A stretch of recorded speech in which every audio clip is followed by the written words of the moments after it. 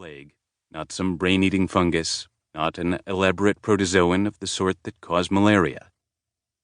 No, a virus, and more specifically, it would be a novel virus, meaning not new to the world, but newly recognized as infecting humans.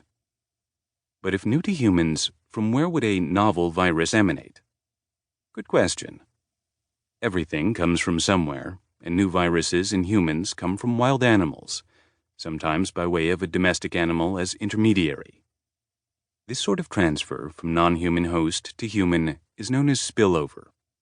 Such viruses, including Marburg and rabies and Lassa and monkeypox, cause afflictions that are termed zoonoses, or zoonotic diseases. Most human infectious diseases are zoonotic, caused by animal-origin pathogens that reach us repeatedly. Nipah virus spilling over from fruit bats in Bangladesh, or have reached us in the past. HIV-1 Group M, the pandemic AIDS subtype, spilling over from a chimpanzee once. Some are old to us, the plague bacterium, yellow fever virus, and hatefully familiar. Some are as startlingly new and ferocious, Ebola virus, as a predatory alien in a movie. A novel virus can be devastating if we have no vaccines to deflect it, no drugs to fight it, no history of past exposures to anything similar that might give us acquired immunity. A novel virus, if luck is good for the virus and bad for us, can go through the human population like a high-caliber bullet through marbled sirloin. These scientists, the ones schooled in infectious diseases and savvy to zoonoses, further foresaw that it would likely be a particular kind of virus causing the next pandemic. A virus with a certain kind of genome, allowing for speedy evolution, a capacity to change and adapt fast. That genome would be written in RNA, not DNA. That is, a single-strand informational molecule, rather frangible, not DNA's double helix. Never mind for now just what RNA is, how it works, or why a single-stranded RNA genome can be especially changeable and adaptive. Suffice to say that such speedy adapters include the influenzas and the coronaviruses, two groups of viruses with histories of bringing mayhem to humans. In the years before 2019, the word coronavirus was unfamiliar to most people, but it already carried an ominous timbre to infectious disease scientists.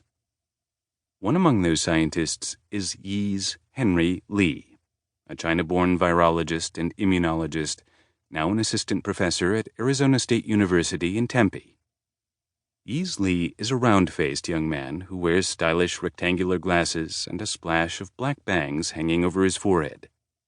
He did his doctorate at the Institut Pasteur in Shanghai under the mentorship of a French professor, and took the name Henry for convenience in the French and English-speaking milieus he has inhabited since. He came to the United States in 2013 for a postdoctoral fellowship with Susan R. Weiss, a veteran virologist at the University of Pennsylvania's Perelman School of Medicine. Weiss is an authority on the coronaviruses, including SARS-CoV, the virus that caused the terrifying but abbreviated 2003 international outbreak of SARS, severe acute respiratory syndrome, infecting about 8,000 people and killing 1 in 10.